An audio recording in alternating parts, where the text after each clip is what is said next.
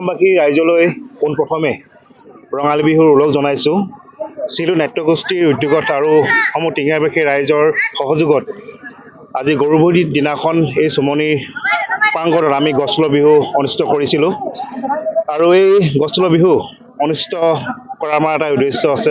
আৰু উদ্দেশ্যটো হৈছে আমাৰ জাতি ধৰ্ম বৰ্ণ নিৰ্বিশেষে আমাৰ যি টিঙাই মিলনভূমি, এই সকলো ৰাইজৰ সহযোগত আমি গছ তলৰ বিহু অনুষ্ঠিত কৰোঁ আৰু যথেষ্ট সংখ্যক ৰাইজ উপস্থিত হৈছেহি।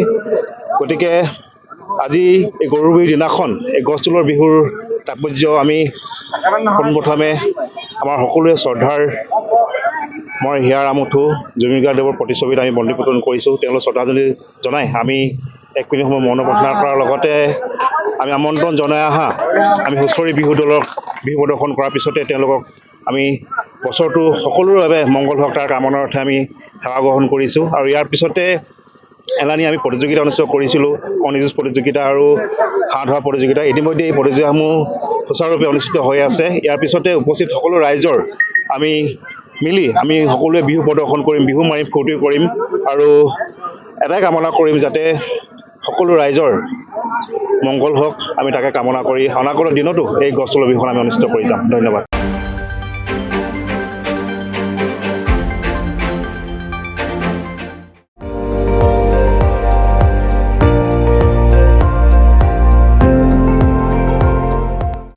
আপুনি চাই আছে ND24, সৰ্বশ্ৰেষ্ঠ নহয় সৰ্বোত্তমৰ দৌৰত।